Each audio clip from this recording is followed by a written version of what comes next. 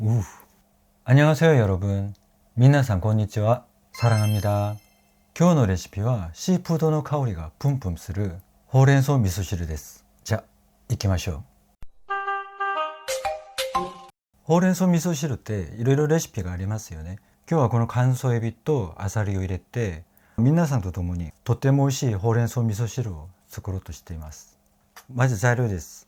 皆さんよく知っていると思いますが、このほうれん草には葉酸という栄養が入っていて、貧血がある方にもいいし、血糖値を抑えてくれる効果があるそうです。僕この間豆腐キムチのレシピを登録しましたけど、材料の字幕入れるのを忘れてしまいましたね。今日は絶対字幕入れますので参考にしてください。ではほうれん草の下処理です。正直一言告白すると、一人で食べるときはこの根を全部カットしてしまいます。一個一個処理するのがちょっとめんどくさくてカットしますけど、実はですね、このほうれん草の根に栄養が一番多いし、この根から出る旨味がはっきりありますので、ぜひ使ってください。まずこの根の皮を剥いてあげます。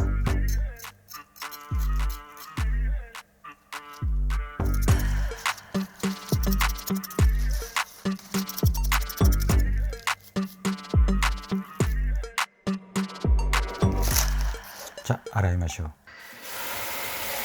結構汚れが落ちるのでちゃんと洗ってください。ある程度汚れが落ちたと思ったら、最後はこのまま水につけておきます。次はネギです。ネギを細く切ってください。野菜の準備は終わりです。まな板はもう入れません。水 1.3 リットルが入る鍋を用意してください。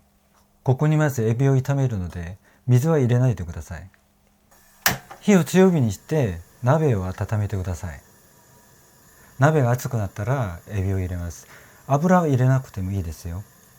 エビを冷蔵庫から出したので、この熱い鍋で炒めて、もしかしてあるかもしれない悪い匂いを取ってあげます。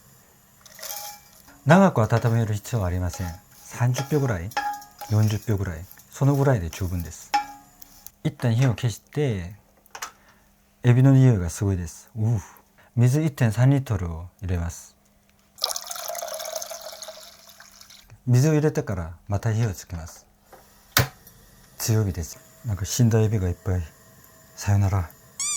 じゃあこれから味噌入れますけど、僕はいつも3スプーン入れています。でも家の味噌がちょっとしょっぱい場合、味噌がある程度溶けてから様子を見ながら残りを入れた方がいいと思います。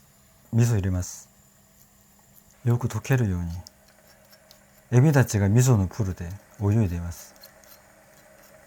次はみりんです。みりんの大さじ1スプーン。さっきエビを温めた理由と一緒です。アサリから出るかもしれない悪い匂いを取ってくれます。清酒もいいですけど、みりんが少しの甘さを持っているので、みりんの方が美味しかったです。このまま沸くまで少し待ちます。いろいろめんどくさいからほうれん草も今入れちゃダメですかと、ほうれん草が持っている旨味がなくなりますので、なるべく少しでも美味しく食べようとしたら後で入れた方がいいです。水が沸いているので、まずアサリを入れましょう。さよなら。ほうれん草も今入れます。すぐ小さくなるので大丈夫です。このままポコポコ沸くまでちょっと待ちます。いよいよポコポコ沸いてます。醤油を入れます。醤油は大さじ1スプーン。そしておろしにんにく。火は中火にしておきます。火を中火にしてから3、4分待ちます。これから味見をします。醤油じゃなくて塩で味を合わせます。しょっぱいかどうか判断するときは火を消してから味見をしてください。汁が沸いているうちに味見をすると、その温度のせいでそのしょっぱさがよくわからなくなります。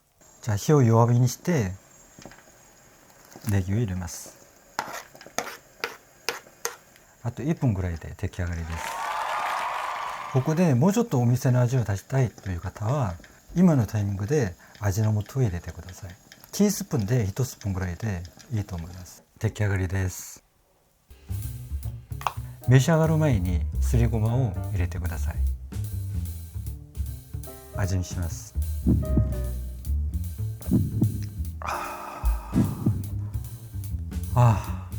気持ちいい。ほうれん草の味噌汁とさっぱりしたこのあさりの味プラスエビの香りがすごいです。